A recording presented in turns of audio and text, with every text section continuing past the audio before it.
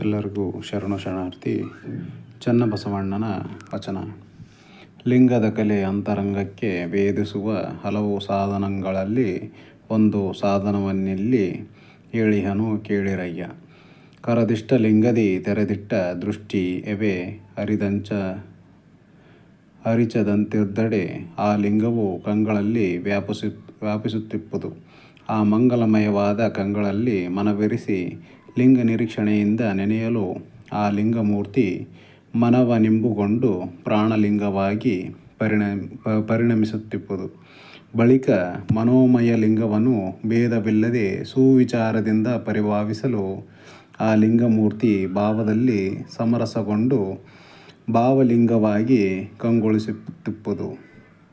ಆ ಭಾವಲಿಂಗವನ್ನು ಎಡಬಿಡದೆ ಭಾವಿಸುತ್ತ ನೆನಹು ನಿರೀಕ್ಷಣೆಯಿಂದ ತಪ್ಪದಾಚರಿಸಲು ಶರಣನು ನಿತ್ಯ ತೃಪ್ತನಾಗಿ ವಿರಾಜಿಸುತ್ತಿಪ್ಪನು.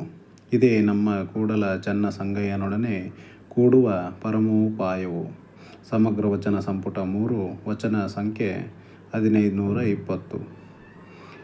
ಇದರ ಅರ್ಥ ಬಂದು, ಶಿವಯೋಗದಲ್ಲಿ ಕರಹಸ್ತದಲ್ಲಿರುವ ಇಷ್ಟಲಿಂಗವನ್ನು ನಮ್ಮ ದೇಹದ ಅಂತರಂಗದಲ್ಲಿ ಅಳವಡಿಸಿಕೊಳ್ಳುವ ವಿಧಾನವನ್ನು ಚನ್ನಬಸವಣ್ಣನವರು ವಿವರಿಸುತ್ತಿದ್ದಾರೆ. ಆ ಕರದಿಷ್ಟಲಿಂಗವನ್ನು ಅನಿಮಿಷ ದೃಷ್ಟಿಯಿಂದ ನಿರೀಕ್ಷಣೆ ಮಾಡುತ್ತಿರುವಾಗ ಅದೇ ಲಿಂಗವು ಆಗ ನಮ್ಮ ಕಂಗಳಲ್ಲಿ ವ್ಯಾಪಿಸಲ್ಪಡುತ್ತದೆ. ಅದೊಂದು ದೃಷ್ಟಿಯೋಗ.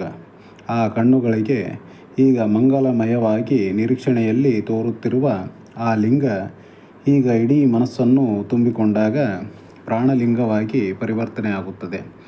ಮನಸ್ಸನ್ನು ಆವರಿಸಿದ ಆ ಪ್ರಾಣಲಿಂಗವೀಗ ಯಾವುದೇ ಭಿನ್ನ ವಿಚಾರವಿಲ್ಲದೆ ಸುವಿಚಾರದಲ್ಲಿ ಪರಿಭಾವಿಸಲು ಇಡೀ ಭಾವದಲ್ಲಿ ಸಮರಸಗೊಂಡು ಭಾವಲಿಂಗವಾಗಿ ಕಂಗೊಳಿಸುತ್ತದೆ.